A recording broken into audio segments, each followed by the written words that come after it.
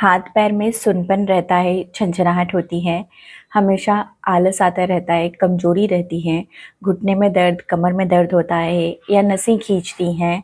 तो आज मैं आपको बता रही हूँ बहुत ही ज़्यादा असरदार एक उपाय, जिसमें आपको मैं बताऊँगी एक बीज का इस्तेमाल करना, कैसे इसका प्रयोग करेंगे, सही तरीका। मैं आपको पूरे रिसर्च बेस्ड वीडियो है तो अच्छे से जानकारी देने वाली हूँ। ये जो कमी होती है शरीर में B12 की कमी की वजह से होती है, तो B12 को किस तरीके से शरीर में एब्जॉर्ब करना है यानी कि अवशोषित करना है, वो भी आपको मैं बताऊंगी। हेलो एवरीवन, मेरा नाम प्रीति देव है। मैं एक सर्टिफाइड न्यूट्रिशनिस्ट, फूड टेक्नोलॉजिस्ट, आप सभी के हेल्थ ट्रेनर हूँ। दोस्तों, B12 की कमी जब शरीर में होने लग जाती है, चाहे वो शाकाहारी हो या फिर जो मांसाहारी हों, दोनों ही लोगों में यह देखने को मिलती हैं। यह क्यों होती है ऐसा? क्योंकि हमारे शरीर में B12 सही तरीके से एब्जॉर्ब नहीं होता। आप इसके खाने तो खाते हैं जिसमें B12 होता है, लेकिन ये शरीर में जाकर अवशोषित नहीं हो पाता है, जिसकी वजह से B12 की कमी हो जाती है। तो इसके सिम्टम्स यानी कि लक्षण कैसे हम जानेंगे? तो आपको सिर भारी रहने लग जाएगा, माइग्रेन की दर्द रहनी शुरू हो जाएंगी या नसों से संबंधित कोई भी समस्या शरीर में आ सकती है। नर्व पेन यानी कि नसों में झंझनाहट, सुनपन और दर्द शुरू हो सकता है, या टांगों में कंपन भी आ सकता है, हाथों में कंपन आ सकता है, या आप छोटी छोटी बातों को भूलने लग जा सकते हैं। कोई भी चीज़ कहीं भी रखकर भूलने लग जाएंगे और मुंह के अंदर बच्चों में खासकर बहुत सारे छाले बनने लगते हैं। और इसे अगर सही समय पर ठीक नहीं किया जाए तो हमारी त्वचा में भी रूखापन आने लग जाता है और बहुत ज़्यादा ड्राइनेस होने की वजह से मेलाज्मा और पिंपल्स जैसी समस्याएं भी हो जाती हैं। बालों का झड़ना और शरीर में बेइंतहा कमजोरी होना भी B12 की कमी के ही लक्षण होते हैं। तो इसकी कमी को हम कैसे पूरा करें? इसकी कमी को पूरा करना बहुत ही आसान है। जब भी B12 की कमी शरीर में हो जाती है तो शरीर में खाना सही से पचता ही नहीं है और गैस बहुत ज़्यादा बनता है, एसिड रिफ्लक्स रहने लगती है। जैसे ही हम सोने जाते हैं तो उस दौरान हमारी एसिड यानी कि पेट में जो हाइड्रोक्लोरिक एसिड होती है, जो हमारे लिए बहुत आवश्यक होती है, वह हमारे जो फूड पाइप है यानी ओसोफेगस है, उससे जब लेटते हैं तो वो ऊपर की तरफ आ जाती है और मुंह में जलन, छाले और तेजाब जैसा महसूस होता है। कई बार तो सुबह आप सोकर उठेंगे तो गले में खराश, दर्द, बलगम का बढ़ना, इन्फेक्शन हो जाना और मुंह में छाले होना, और यह दांतों को भी खराब कर देता है। तो इसे क्या ठीक करना कर सकते हैं? 100% इसे ठीक कर सकते हैं। आपको ऐसा लगता है, हम सभी को ऐसा लगता है कि यह बहुत ज़्यादा एसिड बनने की वजह से हो रहा है, जिससे हमारे सीने में भी जलन होने लगता है, कट्टी डकार आने लगती हैं और पेट में जलन, सीने में जलन महसूस होने लगता है। तो हमें ऐसा लगता है कि ये हाइड्रोक्लोरिक एसिड शरीर में बढ़ गई हैं, जिसे आम भाषा में गैस का बनना, पेट का जलना, तेजाब बनना बोला जाता है। लेकिन आपको जानकर हैरानी होगी कि यह तेजाब का ज़्यादा बनना नहीं, तेजाब का कम बनने का सिम्टम होता है। यानी कि शरीर में जब तेजाब कम बनने लगते हैं तो इस तरह की सिम्टम्स यानी कि लक्षण दिखने शुरू होते हैं। और इसके कारण हम क्या करते हैं कि एंटा एसिड दवाइयाँ खाने लग जाते हैं। एंटा एसिड दवाइयाँ क्या करती हैं? एंटा एसिड दवाइयाँ हमारे पेट के अंदर जाती हैं और जो हाइड्रोक्लोरिक एसिड, जो हमारे लिए काफ़ी आवश्यक होता है, खासकर प्रोटीन को डाइजेस्ट करने के लिए, प्रोटीन को पचाने के लिए और प्रोटीन को B12 से निकाल कर और उसे एब्जॉर्ब होने के लिए आंतों में यानी कि अवशोषित होने के लिए वह वहाँ पर पर्याप्त मात्रा में मौजूद नहीं हो पाता है, जिसकी वजह से B12 का सिक्रेशन यानी कि पाचन भी नहीं होता है और सही तरीके से, और दूसरा हमारे पेट में प्रोटीन भी नहीं पचता। अब ये प्रोटीन हमारे पूरे ही आंतों में फैल जाता है और आगे चलकर यह बीमारियों का घर बनने लगता है, जिससे पाचन बहुत ही ज़्यादा बेकार यानी कि खराब हो जाती हैं और बीमारी भी पेट की शुरू हो जाती है, बहुत गंभीर बीमारी भी। तो आइए मैं आपको बताती हूँ कि इसमें आपको मैं ये क्यों बताई, क्योंकि B12 जो होता है वो उसके लिए हाइड्रोक्लोरिक एसिड यानी पेट का तेजाब जो है एब्जॉर्ब होने के लिए वो भी आवश्यक होता है, क्योंकि यही हमारे B12 को प्रोटीन से अलग करता है और पाचन को आगे बढ़ने में मदद करता है। अब हम जानेंगे कि ये जो दूसरा एसिड रिफ्लक्स जब होती हैं तो इसके मुंह में क्यों आ जाती हैं। अगर यह बहुत मात्रा में यानी पर्याप्त मात्रा में नहीं बन रही हैं तो ये मुंह में क्यों आ जाती हैं, खट्टी डकार क्यों आती हैं, सीने में जलन आखिर क्यों होता है, तो इसके पीछे के क्या कारण होते हैं आइए मैं आपको बताती हूँ। देखिए, इसके पीछे का जो कारण होता है वो होता है हमारी स्पिंस्टर मसल्स।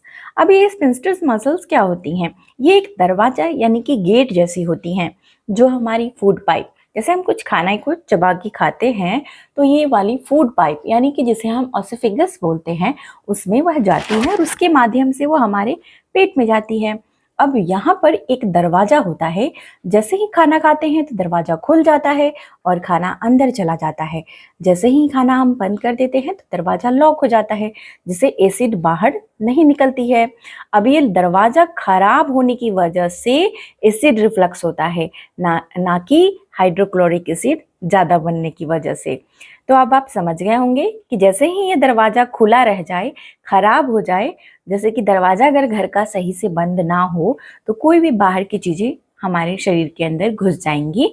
इसी तरीके से ये दरवाज़ा हमारे यहाँ की खराब हो जाती है, स्पिंस्टर मसल जिसे हम बोलते हैं, जिससे एसिड लेटने के दौरान खासकर बाहर की तरफ आने लग जाता है, जिससे सीने में जलन और गले में भी समस्याएं उत्पन्न होता है, कई तरीके की प्रॉब्लम। तो इसे कैसे ठीक करना है, तो इसके लिए आपको एक बहुत छोटे सी उपाय बता रही हूँ जो लाइफस्टाइल चेंजेस में आती हैं, वो आपको करना है और मात्र 15 दिन करके देखेंगे आपको फर्क दिखना शुरू हो जाएगा। वैसे तो पहले दिन में ही आपको असर दिखेगा। इसके लिए हमें क्या करना है, हम अपनी सुबह का खाना जो है वो किंग के जैसा खाएंगे, यानी कि राजा के जैसा। दोपहर का खाना जो हम खाते हैं वो क्वीन के जैसा, यानी कि थोड़ा सा कम राजा से रानी खाती है। अब रात का खाना हमें क्या खाना है, ऐसा खाना है जिससे हमें सिर्फ पेट भरना हो, ना कि पूरा चीज खा लिया, नहीं। रात में जल्दी खाने की आदत डालें। अभी सेडेंट्री लाइफस्टाइल हो गई है, हमें ज़्यादा मौका नहीं मिलता, तो रात में पार्टियां हो जाती हैं, रात में ही हेवी खाना हम खाना शुरू कर देते हैं और यहाँ से शुरुआत होती है हमारी जो दरवाजे हैं, गेट हैं, स्पिंस्टर मसल, उसका खराब होना। तो इसीलिए रात का खाना कम खाएं, जल्दी खाएं और रात के खाने में ये फर्क बस डालें, देखेंगे कि आपकी एसिडिटी की प्रॉब्लम ठीक हो गई है और वो दरवाजा भी वापस से फिक्स हो गया है। अब ये बहुत ज़्यादा ज़रूरी होता है क्योंकि जब आपके पेट में एसिड नहीं होगा पर्याप्त मात्रा में तो आपके शरीर में B12 का एब्जॉर्प्शन भी नहीं होगा।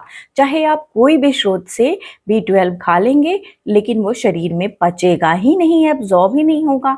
तो इसीलिए बहुत ही आवश्यक है पहली जो चेंज मैंने बताई आपको वो। दूसरा जो इसका कारण होता है जिससे हमारे पेट में B12 एब्जॉर्ब नहीं होता, वो होता हमारे शरीर में पानी पीने के बावजूद डिहाइड्रेशन का होना। अब पानी पीने के बावजूद कुछ लोगों में देखा होगा कि बार बार पेशाब जाने की समस्या उत्पन्न हो जाती हैं। पानी वह पीते हैं फिर भी शरीर में डिहाइड्रेशन यानी पानी की कमी हो जाती है। पानी की पर्याप्त मात्रा नहीं होने की वजह से ब्लड प्रेशर बढ़ जाता है, कई सारे पोषक तत्वों की कमी हो जाती है और बहुत ज़्यादा थकावट महसूस होता है, रात में ठीक से नींद भी नहीं आती है। तो इसे हम कैसे ठीक करें? पानी बहुत आवश्यक होता है। पानी हमारे शरीर में पीने के बाद एब्जॉर्ब होना यानी कि डाइजेस्ट होना बहुत आवश्यक होता है B12 को एब्जॉर्ब होने के लिए, यानी कि हमारे शरीर में अवशोषित होने के लिए। क्योंकि जब हमारी पेट के अंदर की जो लाइनिंग होती हैं जो हाइड्रोक्लोरिक एसिड को बंद करके रखती हैं अपने अंदर, जिससे वह एसिड रिफ्लक्स ना हो, बाहर ना निकले, जिसे हम IBS की प्रॉब्लम बोलते हैं आगे चलकर, तो उसके लिए वो पेट के अंदर की तरफ से एक लेयर कवरिंग होती हैं, उसे हम जेली लाइक स्ट्रक्चर बोलते हैं और एक जेल के जैसा, जैसे कि एलोवेरा जेल होता है ना वैसा। और वो क्या होता है, वो 90% पानी होता है, यानी कि 90% वाटर होता है। अब वो वाटर यानी कि पानी बहुत आवश्यक होता है B12 को एब्जॉर्ब होने के लिए, जिसे हम इंट्रिंसिक फैक्टर्स बोलते हैं। इंट्रिंसिक फैक्टर का होना B12 के एब्जॉर्प्शन में काफ़ी मदद करता है, तभी आपके शरीर में B12 लगनी शुरू होती हैं। तो अब मैं पूरा तरीका बताऊंगी कैसे आपको ये ठीक करना है। अब क्या है करना हमें, कैसे पानी को एब्जॉर्ब करना है। तो उसके लिए एक बहुत ही कमाल की एक जो है हमारे लिए पोषक तत्व हैं, वो है मैग्नीशियम। मैग्नीशियम के बारे में मैंने डिटेल में कई सारी वीडियो शेयर की हैं और आप लोगों का बहुत एप्रिसिएशन मिला है, उसके लिए धन्यवाद, शुक्रिया, और मुझे काफ़ी खुशी मिल रही है। मेरी ग्लो और बढ़ जाती है जब आप लोगों के अच्छे कमेंट्स आते हैं, आपको फ़ायदा मिलता है। तो चलिए, मैग्नीशियम आपने समझ लिया कि बहुत आवश्यक होती हैं, वो जेली को बना के रखने के लिए, शरीर में वाटर को यानी कि पानी को एब्जॉर्ब होने के लिए। अब हमें इसके स्रोत क्या चाहिए, मतलब किन किन चीज़ों में ये आपको मिलेगी, जो हमने बताया मैग्नीशियम। सबसे पहले जो सीड्स, जो बीज होती हैं, वो होती हैं पंपकिन सीड्स, यानी कि कद्दू के बीज। कद्दू के बीज में बहुत अच्छी मात्रा में मैग्नीशियम होता है। कद्दू के बीज को आप रोस्ट करके यानी कि हल्का सा भून के बिना तेल घी का, और 1 चम्मच इसे आप चबा चबा कर खा सकते हैं, या आप 1 कटोरी दही में डालकर भी इसे, इसका पाउडर बनाकर खा सकते हैं। इसे किसी प्रकार से भी आप खा सकते हैं, इसे पानी में भिगो के भी आप खा सकते हैं। दूसरा जो होता है फ्लैक्स सीड्स, यानी कि अलसी के बीज। अलसी के बीज भी आप 1 टेबल स्पून, यहाँ पे मैं टेबल स्पून बता रही हूँ, आप ले सकते हैं एक दिन में एक व्यक्ति के लिए, और इसे भी दही में यानी कर्ड में 1 कटोरी दही या 1 कप छाछ में मिलाकर आप इसे ले सकते हैं दिन के वक्त, दोपहर के वक्त यानी कि आफ्टरनून में। और बहुत ज़्यादा जिनके शरीर में ठंड लगती है, वो इसमें 1 चुटकी ब्लैक पेपर यानी काली मिर्च का पाउडर और 2 चुटकी यानी 2 पिंच आपको भुना हुआ जीरा डालकर इसे लेना है। इससे B12 का भी एब्जॉर्प्शन हो जाएगा और विटामिन सी भी आपके शरीर में जाएंगी, जो B12 के एब्जॉर्प्शन में यानी कि उसको पचने में मदद करता है। फाइबर भी जाएगा जिससे गट हेल्थ अच्छा होगा, और वाटर भी जाएगा शरीर में, और मैग्नीशियम भी आपको मिलेगा। तीसरे नंबर पे जो बीज आती हैं, वो आती हैं आपको सीसमे सीड्स, यानी कि जिसे हम तिल बोलते हैं। काली वाली तिल और सफ़ेद वाली तिल दोनों को मिला ले बराबर मात्रा में, और इसे भुना हुआ आप प्रयोग कर सकते हैं। भून के यानी कि रोस्ट करके आपको लेना है। 1 टीस्पून, 1 छोटी चम्मच एक व्यक्ति के लिए एक दिन में काफ़ी होती है। इसे आप जैसे चाहें पानी में भिगो के, भिगोया रोस्ट किया हुआ सीड, या दूध में मिला के, जैसे चाहें आप इसे ले सकते हैं, या इसे गुड़ की लड्डू बना के भी आप खा सकते हैं। तो ये जो चीज़ें हमने आपको सीड्स बताई, उसके साथ एक चिया सीड्स भी होती हैं, जिसे चिया सीड्स को हम 1 छोटे चम्मच पानी में भिगोकर, और उसके बाद 1 ग्लास पानी में 1 छोटा चम्मच चिया सीड भिगोना बहुत आवश्यक होता है। और उसके बाद जब यह फूल जाए, तब आप इसे खा सकते हैं, या दोपहर के वक्त इसे लीजिए, जो उपाय मैं बता रही हूँ। इस सारे विंटर में दोपहर के वक्त आपको लेना है। ये पानी को शरीर में एब्जॉर्ब होने में मदद करेगा, और आपकी प्रॉब्लम सॉल्व हो जाएगी B12 की। B12 दही में यानी कर्ड में अच्छी मात्रा में होता है। एक दिन में 2 टेबल स्पून, 2 बड़े चम्मच से दही लेना शुरू करिए दोपहर के वक्त। जो तरीका बताया उसमें से कोई सा भी तरीका आप अपना सकते हैं, या छाछ में भी यह मौजूद होती हैं। फर्मेंटेड खाने में होती हैं, जैसे कि फर्मेंटेड खाने आपकी इडली, डोसा, ये सारी चीज़ों में भी होती हैं। लेकिन दही सबसे अच्छा और इजी तरीका है, आसान तरीका है, या छाछ आपके शरीर में अच्छे बैक्टीरिया लाने के लिए, गट हेल्थ अच्छा होने के लिए, और B12 के एब्जॉर्प्शन यानी कि अवशोषित होने के लिए। तो जो भी बीज हमने बताई, ये सारे बीजों को बदल बदल के एक दिन में जो 2 बीज आप कोई सा भी ले सकते हैं। इससे आपके शरीर में ना ही मैग्नीशियम की कमी रहेगी, जिससे आपके शरीर में हड्डियां मजबूत होंगे, मांसपेशियों में खिंचाहट दूर हो जाएंगे, माइग्रेन की समस्या दूर हो जाएगी, चेहरे पे चमक आएगी, बाल अच्छे होंगे, दांत अच्छे हो जाएंगे, क्योंकि ये कैल्शियम के भी एब्जॉर्प्शन में, कैल्शियम को पचने के लिए मदद करती हैं। और जो चीज़ें आप भूल जाते हैं कहीं रहकर, दिमाग से इसे काम नहीं करता, स्ट्रेस हो जाती है, एंजाइटी हो जाती है, जिस वजह से आप रात को सो नहीं पाते हैं, आपको ऐसा लगता है कि आप बूढ़े हो रहे हैं। लेकिन बूढ़े होना हम क्यों होते हैं? जब हमारे शरीर में चेंजेज होते हैं, हार्मोन्स ऊपर नीचे होते हैं, शरीर में चेंजेज होते हैं ना, तो हार्मोन्स ऊपर नीचे होते हैं, तो हम बुढ़ापे को तो रोक नहीं सकते हैं, लेकिन इसे थोड़ा डिले कर सकते हैं, यानी कि थोड़ा सा रोक सकते हैं कि ये धीरे धीरे जाए।